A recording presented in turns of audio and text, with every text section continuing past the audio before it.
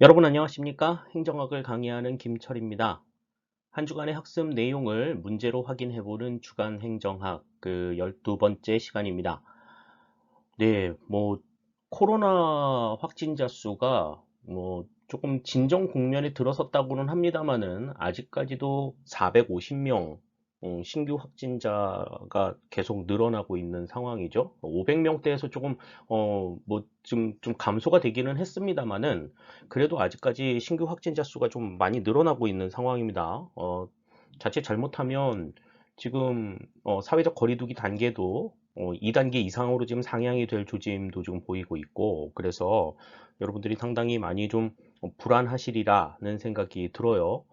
어, 모쪼록 건강 유의 좀 확실하게 하시고, 그리고 또 지금 이번 주에는 또 수능 시험도 있기 때문에 수능 시험 보는 학생들 건강 관리도 좀 잘 할 수 있었으면 하는 바람이 있습니다.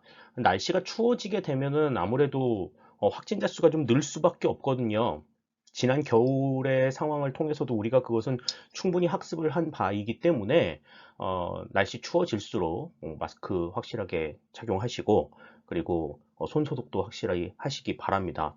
저도 수업 시간에 마스크 착용을 하고 있는데 여러 가지로 조금 불편하기는 해요. 불편하기는 하지만 그래도 어쩌겠습니까? 상황이 이렇게 지금 되어 있는 만큼 음, 방역에 너도 나도 전부 다 조심해야 되리라는 생각을 가져봅니다. 건강 유의 확실하게 신경 써 주시기를 바랄게요.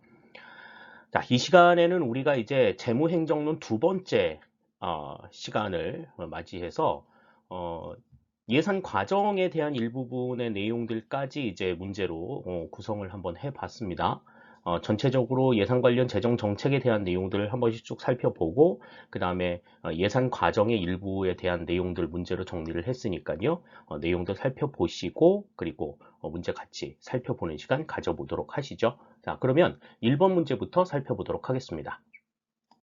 1번 문제입니다. 조세 지출 예산에 대한 설명으로 옳지 않은 것은 그랬습니다.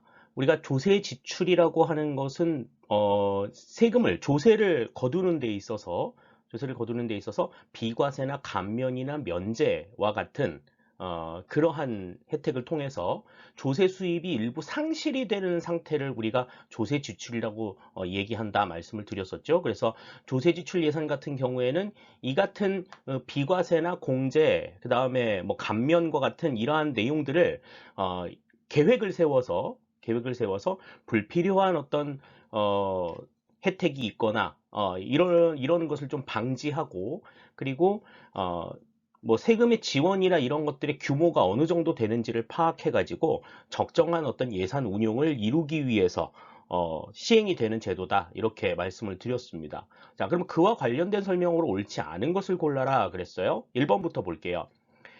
세입 세출을 순계 개념으로 파악하여 내부 거래와 보전 거래를 세입과 세출에서 각각 제외한다 그랬는데, 자, 세입과 세출을 순계 개념으로 파악하고 있는 것은 우리가 조세 지출 예산에서 이야기했던 것이 아니라 통합 재정에서 이야기했던 통합 재정의 가장 대표적인 특징이라고 말씀을 드렸었죠. 그래서 세입과 세출의 총계를 가지고서 파악하는 것이 아니고 그 세입 세출의 내역 가운데에서 이제 내부 거래와 보전 거래를 제외한 그러한 개념이다. 그래서 오히려 이제 그 조직의 어떤 재정의 건전성, 이런 것들을 보다 조금 더 확실하게 볼 수 있는 그러한 개념이라고 말씀을 드렸었어요. 예, 그래서 1번은 일단은 지금 통합재정에 대한 설명이니까 1번은 맞지 않는 것 같습니다. 예, 1번이 그래서 답이 될 것 같고, 다음 2번.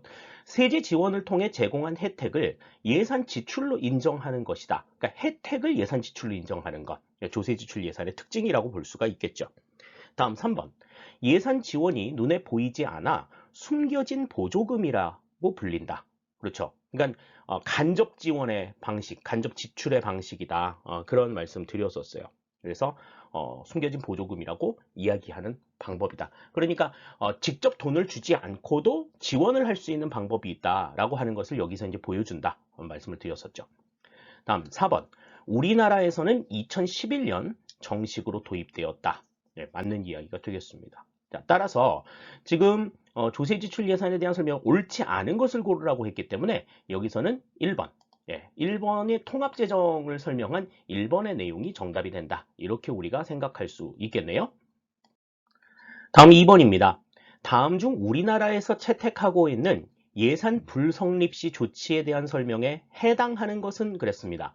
자, 우리나라에서 지금 예산 불성립 시에 채택하고 있는 제도는 뭐가 있다고 말씀드렸죠? 그렇죠. 준예산이 있다고 말씀드렸죠. 준예산. 그래서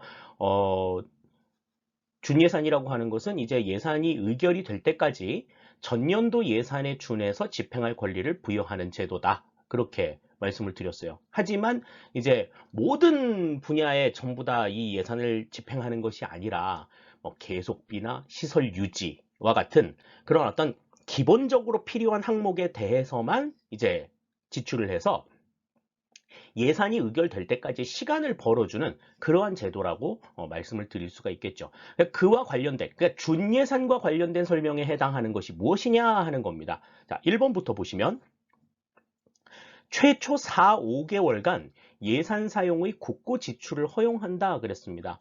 그러니까 최초 4, 5개월간의 예산의 국고 지출을 허용하는 것은 이것은 잠정 예산에 대한 설명이 되겠죠. 그러니까 준 예산에 대한 설명은 아니다. 이렇게 볼 수 있겠습니다. 다음 2번.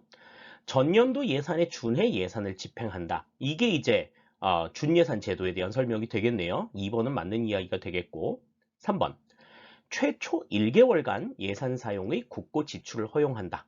이 3번의 내용은 가예산에 대한 설명이죠. 이 가예산 같은 경우에는 우리가 이제 예전에 1공화국 시절, 그러니까 이승만 대통령 시절에 시행을 한 적이 있었다라는 말씀도 드렸었어요. 하지만 지금 채택하고 있는 제도는 아니다라고 하는 것 알아두시고요.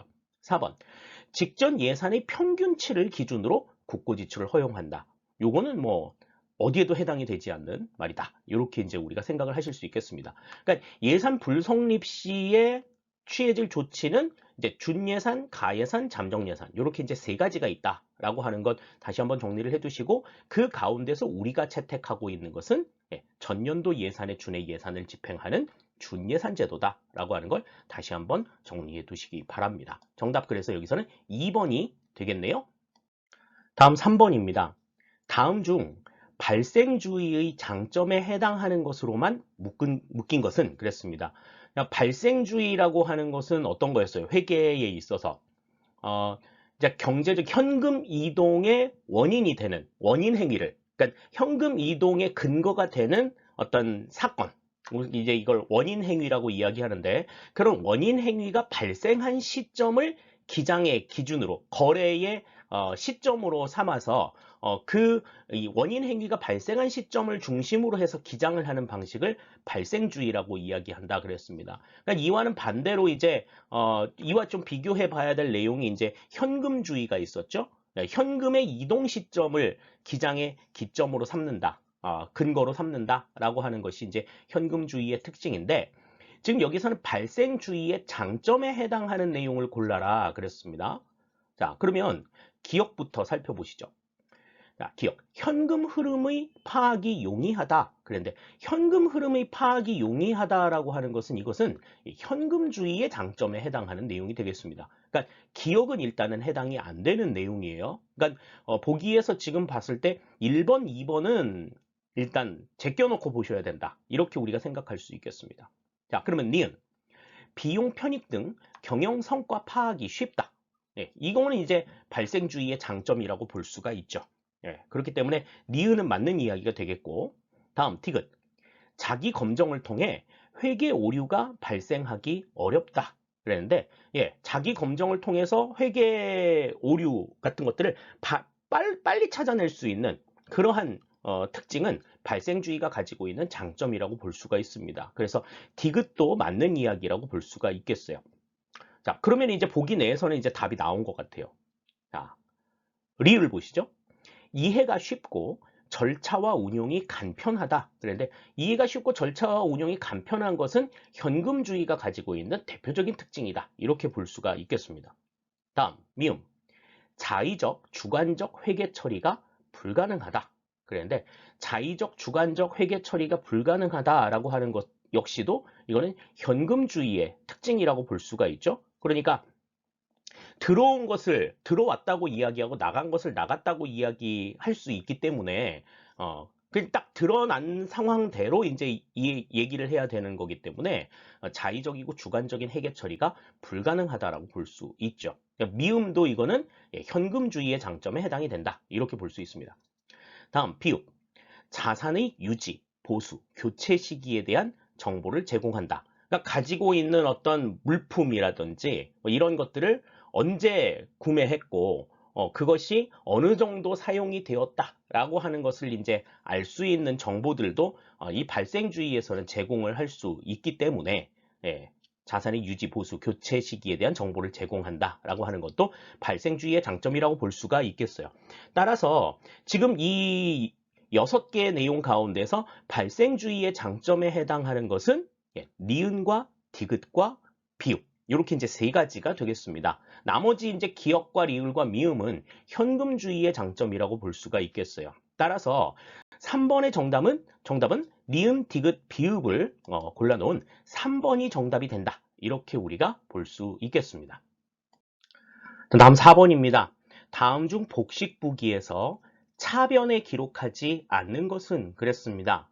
복식부기를 설명하면서 이 복식부기라고 하는 것은 하나의 어떤 거래를 양쪽에다 동일하게 기장하는 방식이라고 말씀을 드렸죠. 그래서 단순하게 한 항목으로만 기장하는 단식부기하고는 조금 차이가 있다라고 말씀을 드렸습니다. 그래서 여기에서는 이제 그 기록하는 기장 방식은 왼쪽을 이제 기장하는 장부의 왼쪽을 차변, 오른쪽을 대변이라고 이야기하고 차변에는 자산의 내용을, 대변에는 부채와 자본의 내용을 기록한다. 그렇게 말씀을 드렸어요. 그래서 자산과 부채와 자본의 어떤 재무 속성을 바탕으로 해가지고 거래 내역을 기록할 때에는 이제 차변에는 자산의 내용이니까 자산의 증가와 자본과 부채의 감소, 그 다음에 대변에는 자산의 감소와 자본 부채의 증가를 기록한다고 말씀을 드렸죠. 다음에 이제 뭐 비용과 수익의 측면에 있어서는 이제 비용의 발생은 차변에, 수익의 발생은 대변에 기록을 한다. 그렇게 이제 설명을 드렸습니다. 교재에 나와 있는 표들 보시면 여러분들이 잘 이해하실 수가 있을 것 같아요. 그럼 지금 여기 보기에서는 차변에 기록하지 않는 것을 물었기 때문에, 그러니까 대변에 기록하는 거, 요거겠죠? 자, 차변에 기록하는 것은 우선은 생각해 봤을 때 자산의 증가와 자본, 부채의 감소예요. 그러니까 1번 자본의 감소, 2번 부채의 감소, 전부 다 차변에 기록하는 거고, 다음에 4번의 자산 증가도 네, 차변에 기록하는 내용이 되겠습니다. 그러니까 3번의 수익 발생의 경우에는 이것은 대변에 기록하는 내용이다. 이렇게 우리가 생각을 하시면 맞겠어요.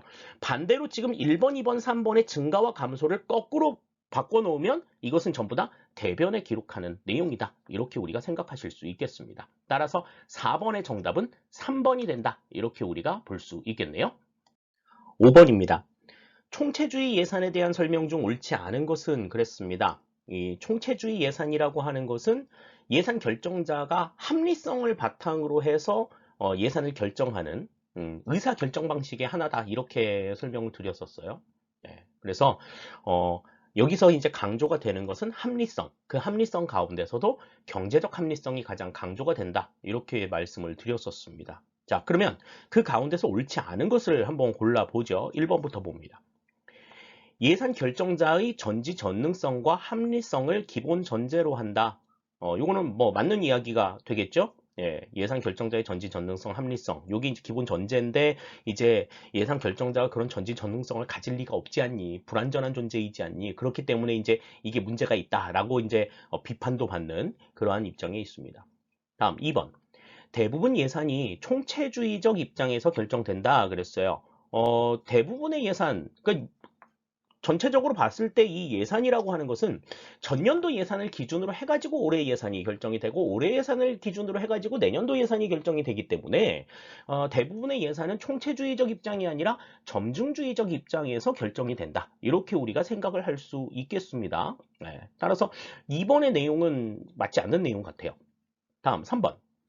사회 전체적으로 자원 배분을 이상적으로 최적화하여 사회 후생이 극대화되도록 한다.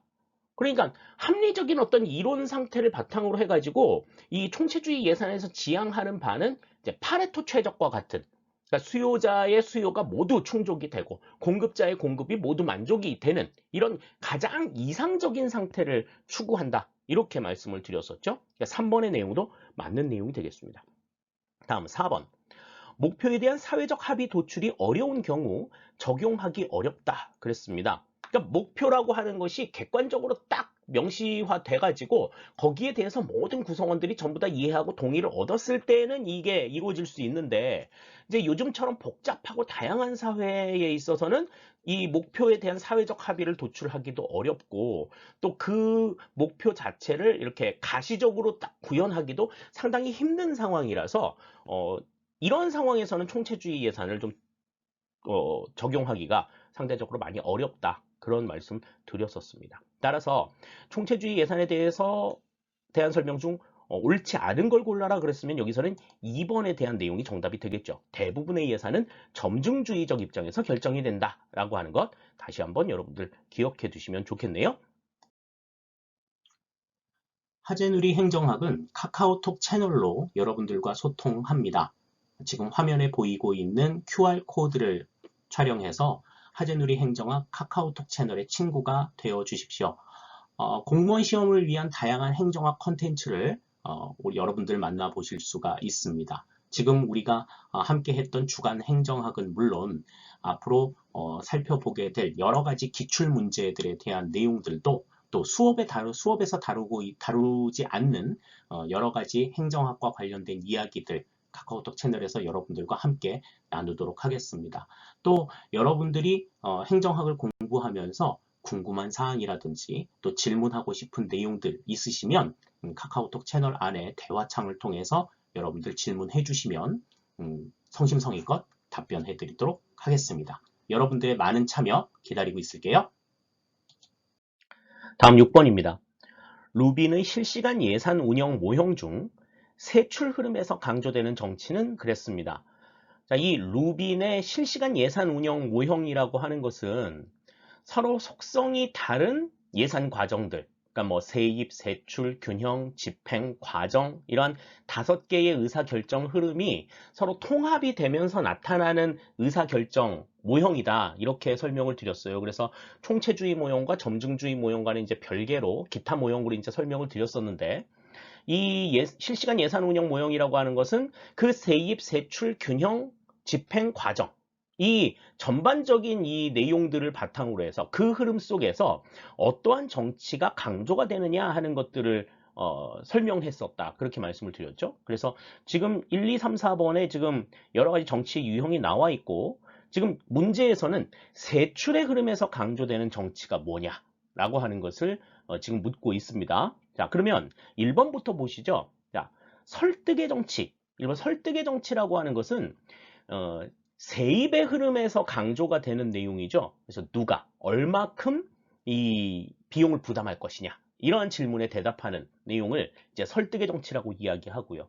다음 2번의 책임성의 정치라고 하는 것은 이제 예산의 집행 흐름에서 강조가 되는 그러한 정치라고 볼 수가 있습니다. 그래서 예산 계획에 따라서 집행을 해야 된다. 그러니까 그 집행할 계획이 어떠한 것이냐라고 하는 것, 또 그 다음에 그 집행에서 이제 수정이 되거나 아니면 그 집행 계획에서 좀 벗어날 수 있는 범위들, 일탈의 범위들은 어느 정도까지냐, 어느 정도 선까지 이제 책임을 질 수 있느냐 하는 부분들을 이제 강조하기 때문에 집행 흐름에서는 책임성의 정치가 강조가 된다. 이렇게 볼 수 있겠고, 다음 3번의 제약 조건의 정치라고 하는 것은 이거는 균형의 흐름에서 강조가 되는 내용이에요. 그래서 예산 균형을 어떻게 정리할 건지, 또 균형을 달성할 필요가 있는지, 또 달성을 한다라고 하면 어떤 방식으로 달성을 해야 될 것인지에 대해서 강조하는 내용이다. 이렇게 볼 수 있다라고 말씀을 드렸었습니다.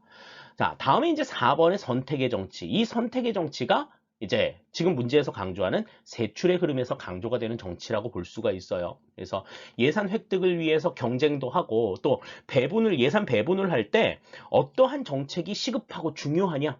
이런 것들은 이제 예산 결정자가 선택을 해야 되는 상황인 거죠. 그래서 세출의 흐름에서 강조가 되는 정치는 선택의 정치다. 따라서 6번의 정답은 4번이 된다라고 하는 것 말씀을 드릴 수가 있겠어요.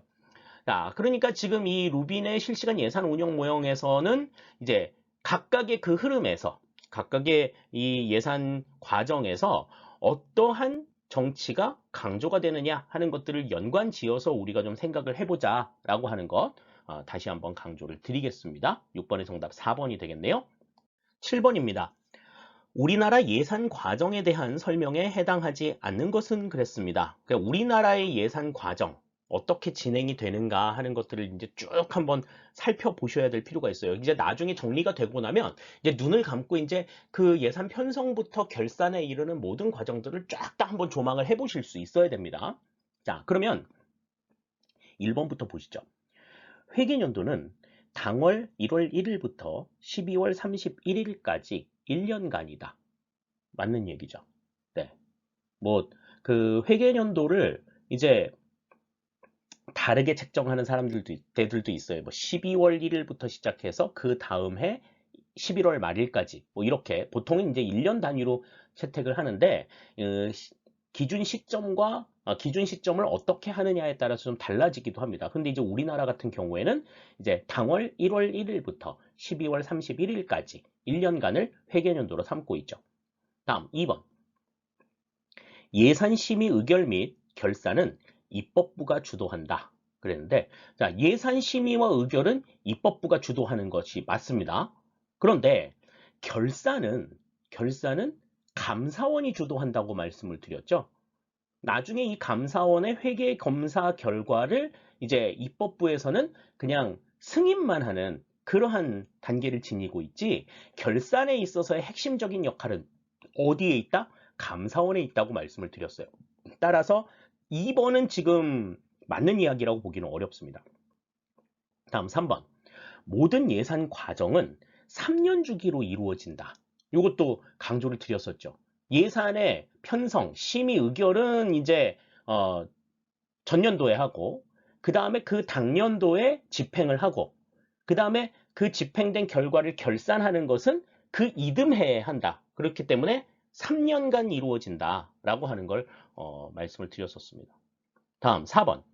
예산 편성 및 집행은 행정부가 주도한다. 그렇습니다. 그러니까 편성과 집행은 행정부가 주도하는 것. 맞는 이야기가 되겠죠? 따라서 지금 해당하지 않는 것, 잘못된 것을 골라라. 그러면 여기서는 2번이 잘못된 내용이다. 이렇게 생각할 수 있겠어요. 다시 한번 정리하시되 결산은 어디가 주도한다? 감사원이 주도한다. 라고 하는 것 잊지 마시기 바랍니다. 7번의 정답 2번이 되겠습니다. 자, 8번 문제입니다. 우리나라 예산 편성에 대한 설명으로 옳지 않은 것은 그랬습니다. 예산 편성 과정에 대해서 이제 전체적으로 지금 물어보고 있는 문제인데요. 자, 1번부터 봅시다. 예산 편성은 예산 총칙, 세입 세출 예산, 계속비, 사고 이월, 국고 채무 부담 행위로 구성된다. 그랬습니다. 1번에서 이제 그 예산 편성의 구성은 그러니까 예산안을 제출할 때의 목차와도 같은 것이다 라고 말씀을 드렸어요. 그래서 각각의 이제 장들이 어떻게 구성이 되어 있느냐. 그래서 이제 1장에는 이제 예산 총칙, 2장에는 세입세출 예산, 3장에는 계속비, 그러니까 4장에는 사고 이월이 아니라 이제 명시 이월이 들어간다고 말씀을 드렸죠. 그리고 5장에 이제 국고 채무 부담 행위가 들어간다. 그렇게 말씀을 드렸습니다. 2월에는 이제 명시 2월과 사고 2월이 있는데 이 사고 2월 같은 경우에는 이제 처음에는 의도하지 않았는데 이제 뭐 불용익이라든지 미집행액이 발생을 해서 이제 다음 회계연도로 사용을 2월하는 이 같은 과정을 이제 사고 2월이라고 이야기를 한다 그랬죠. 명시 2월은 이제 애초부터 그 예상이 되었고 예측이 되는 상황이기 때문에 그 2월의 사항들을 이제 의회의 승인을 얻어서 2월을 하는 것을 이제 명시 2월이라고 이야기를 하죠. 그렇기 때문에 예산 안에 들어간다. 그렇게 말씀을 드렸습니다. 그러니까 1번 같은 경우에는 지금 사고 2월이 아니라 명시 2월이 들어가야 되기 때문에 옳지 않은 거다. 이렇게 볼 수 있을 것 같아요. 다음에 2번. 기획재정부 장관은 매년 3월 31일까지 예산안 편성 지침을 각 중앙관서의 장에게 시달한다. 그랬습니다. 그 해에 예산안이 이제 처음으로 이제 만들어진다. 그러니까 예산안 편성에 있어서 시작점이 되는 것이 바로 이 기획재정부 장관의 예산안 편성 지침 시달이라고 말씀을 드렸죠. 매년 3월 31일까지 시달을 하도록 되어 있다. 이렇게 말씀을 드렸습니다. 다음 3번. 각 부처는 예산안 편성 지침에 따라 예산 요구서를 작성하여 5월 31일까지 기획재정부 장관에 제출해야 한다. 그랬습니다. 그러니까 실질적으로 이 예산 요구서를 작성하는 기간은 이제 4월 1일부터 5월 31일까지 약 한 2달 정도 된다라고 말씀을 드렸죠. 그다음 4번. 확정된 예산안은 회계연도 개시 120일 전까지 국회에 제출해야 한다. 그랬습니다. 예산안의 국회 제출과 관련해서는 이제 헌법의 규정과 국가재정법의 규정을 다 같이 좀 기억해 두자라고 말씀을 드렸는데요. 법령에 대한 언급이 없을 때에는 국가재정법의 기준이 적용이 되는 것. 이것을 좀 생각하자 그랬습니다. 헌법에 제시가 된 내용은 회계연도 개시 90일 전까지고 그다음에 국가재정법의 기준은 회계연도 개시 120일 전까지다. 이렇게 말씀을 드렸죠. 지금 그러니까 4번의 내용도 맞는 내용이라고 볼 수가 있겠습니다. 따라서 8번에서는 지금 옳지 않은 것을 골라라 그랬기 때문에 명시 2월이 아닌 사고 2월을 언급한 1번이 틀린 내용이다. 이렇게 우리가 생각을 할 수 있을 것 같아요. 그래서 각각의 그 편성되는 기간들에 따라서 어떻게 움직인다라고 하는 걸 머릿속에 조금 그려놓을 수 있을 정도로 여러분들이 잘 이해를 해두시기를 바라겠습니다. 8번의 정답 1번이 되겠습니다. 다음 9번입니다. 우리나라 예산심의의 특징으로 옳은 것은 그랬습니다. 뭐 옳지 않은 것은 옳은 것은 이런 거 구분하는 거 상당히 조금 신중하게 보셔야 된다라고 말씀을 드렸는데 지금 여기서는 옳은 것을 골라라 그랬어요. 자, 1번부터 보겠습니다. 예산 주요 심의는 예비심사와 종합심사로 이루어진다 그랬습니다. 그렇죠. 예산 심의에 있어서 예산 심의는 그냥 2단계로 이루어진다 이렇게 봐도 상관이 없다라고 말씀을 드렸었어요. 그래서 예비심사와 종합심사로 이루어진다. 물론 이제 앞에 대통령 시정연설이 있고 그리고 종합심사 이후에 본회의 의결이 있습니다만은 예비심사와 종합심사를 거친 예비심사와 종합심사가 이제 주요한 심의 과정이다. 이렇게 생각할 수 있다 말씀을 드렸죠. 예비심사, 종합심사에서 결정이 된 내용이 본회의에서 뒤집힐 가능성은 그렇게 높지 않다라고 말씀을 드렸습니다. 다음 2번. 예비심사는 예산결산특별위원회를 통해 진행된다. 그랬는데 예비심사는 소관상임위원회를 통해서 진행이 되죠. 2번은 그래서 틀린 내용이 되겠고 다음 3번. 종합심사는 소관상임위원회를 통해서 진행된다. 그랬는데 소관상임위원회를 통해서 진행이 되는 건 예비심사, 종합심사는 예산결산특별위원회를 통해서 진행이 된다. 그러니까 2번과 3번은 이제 진행 주체가 서로 바뀌어 있다라는 거 생각하시면 되겠습니다. 다음 4번. 심의를 마친 예산안은 회계연도 개시 20일 전까지 국회 본회의 의결을 거쳐야 한다. 그랬는데 예산안의 국회 본회의 의결은 회계연도 개시 30일 전까지다. 날짜로 따지면 12월 2일까지다. 이렇게 우리가 생각하시면 된다라고 말씀을 드렸어요. 따라서 지금 2번, 3번, 4번은 다 틀린 이야기가 되겠죠. 맞는 것을 골라라. 그러면 여기서는 1번이 정답이 되는 것 우리가 확인할 수 있겠습니다. 10번입니다. 보기 내용 중 예산 집행의 통제 방안에 해당하는 것은 모두 몇 개인가 그랬습니다. 보기를 제시하고서 이 안에서 이제 뭐 해당하는 게 몇 개냐 개수를 물어보는 문제는 되게 이제 7급에서 많이 출제가 되는 유형 중에 하나예요. 근데 지금 10개의 지금 보기가 나와 있는데 이 보기 내용 가운데서 예산 집행의 통제 방안에 해당하는 것이 몇 개냐 요걸 지금 묻는 문제가 나왔습니다. 예산 집행의 통제 방안은 사실 예산 집행의 신축성 유지 방안과 맞물려서 조금 기억을 해 두실 필요가 있어요. 특히 이제 군무원 시험 같은 경우에는 이 예산 집행의 신축성 유지 방안과 통제 방안을 구분하는 문제가 똑같은 형태의 문제가 무려 4년 연속 계속 출제가 되고 있죠. 그렇기 때문에 보통의 경우에 이제 신축성 유지 방안에 대해서만 상당히 많이 기억하기가 좀 쉬운데 통제 방안에 대해서 기억을 해 두는 것도 상당히 조금 의미 있는 학습이 될 수 있으리라는 생각이 듭니다. 보통 이제 지금 군무원 시험 같은 경우에 그 예산 집행의 신축성 유지 방안이 아닌 것은 그래가지고 계속해서 답으로 골랐던 것이 이제 예산 배정과 재배정이거든요. 그러니까 예산 배정과 재배정 이외에 통제 방안이 무엇이 있는가 하는 것을 알아두시는 것도 무엇보다 좀 중요하다. 이렇게 생각이 들어서 문제로 구성을 해봤습니다. 자, 그러면 보기 내용 한번 보시죠. 자, 기억의 지출 원인 행위 통제 그랬습니다. 지출 원인 행위 통제는 뭐 대표적인 예산 집행의 통제 방안에 들어갑니다. 그래서 하나가 될 거고, 다음 두 번째 니은 예산 배정. 이거는 뭐 너무나 잘 알고 계시죠? 예산 집행의 통제 방안이다. 이렇게 우리가 알고 있고요. 둘.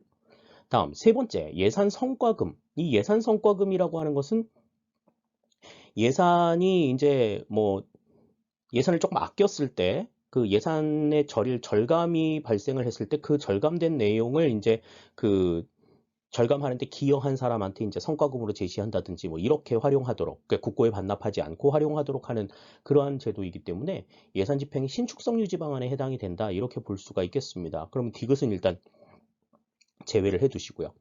다음 리을 회계 기록 및 보고 제도. 이 회계 기록 보고 제도도 예산 집행의 통제 방안에 해당이 된다. 이렇게 우리가 볼 수 있습니다. 그러니까 벌써 이제 3개 나왔죠. 자, 다음에 미음 예비 타당성 조사. 이 예비 타당성 조사 같은 경우에는 이제 대규모 국비가 지출이 되어야 될 그 큰 사업에 대해서 일단 그 사업의 뭐 기술적 타당성이나 정책적 타당성, 경제적 타당성 이러한 타당성들을 조사해서 이게 정말 쓸만한 일이냐 이런 것들을 이제 살펴보는 그러한 조사죠. 그렇기 때문에 예산 집행의 통제 방안에 해당이 된다. 이렇게 볼 수 있습니다. 벌써 이제 4개가 됐어요. 자, 다음 비읍 2월. 2월은 예산 집행의 신축성 유지 방안에 해당이 되죠. 그러니까 비읍은 일단은 생략하시고 다음 시옷 총사업비 관리. 이 총사업비 관리도 예산 집행의 통제 방안에 해당이 됩니다. 그렇기 때문에 시옷도 포함을 해두셔야 되겠네요. 5개가 됐습니다. 5개. 다음 이응 정원과 보수 통제. 정원과 보수 통제도 인건비라든지 뭐 이런 것들을 이제 통제하기 위해서 정원 관리를 하잖아요. 그렇기 때문에 예산 집행의 통제 방안에 들어간다. 이렇게 볼 수가 있습니다. 그래서 6개가 됐네요. 다음에 이제 지읒 총액 계상 예산. 총액 계상 예산이라고 하는 거는 우리 그 내용에서 살펴봤다시피 예산의 총액만 이제 중앙관서에서 제시를 해주고 세부적인 항목의 사용에 대해서는 이제 집행기관이 재량껏 결정을 할 수 있도록 해준 대표적인 예산 집행의 신축성 유지 방안에 들어간다. 이렇게 우리가 이야기를 했고 다음에 치읓 국고 채무 부담 행위라고 하는 거는 이제 오랫동안 이제 국고 부담을 야기하는 채무를 해결할 수 있는 권한을 국회로부터 부여받는 그러한 내용으로서 이거는 예산 집행의 신축성 유지 방안에 들어간다 이렇게 볼 수가 있겠습니다.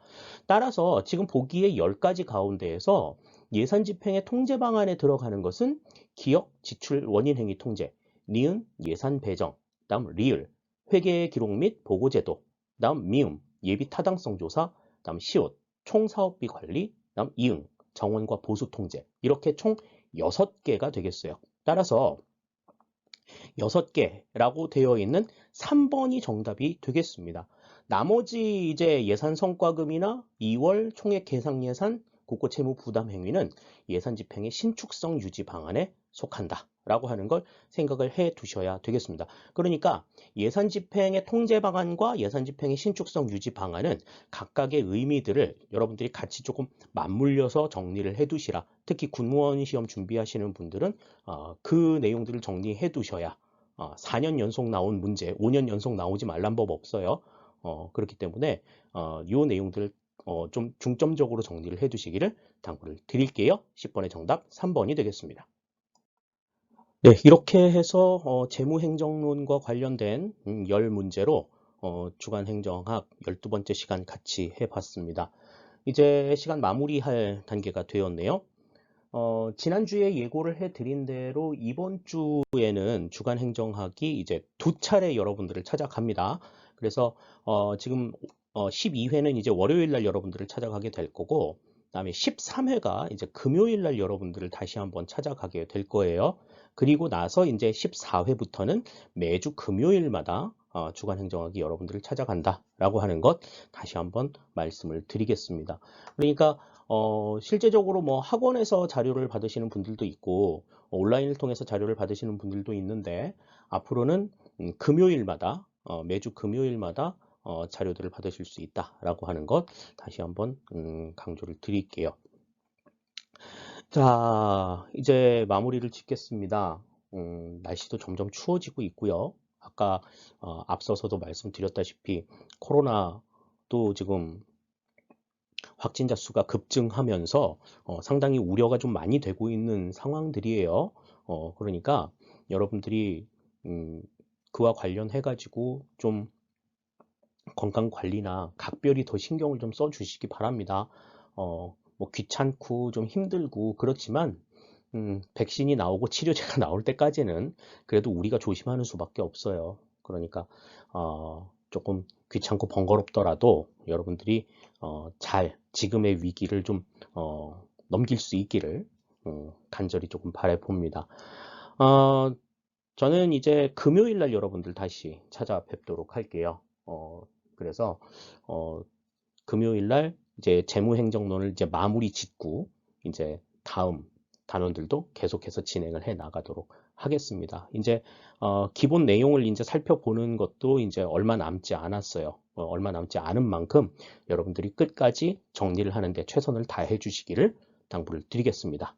자, 주간행정 학습위회 여기서 모두 마치겠습니다. 여러분 감사합니다.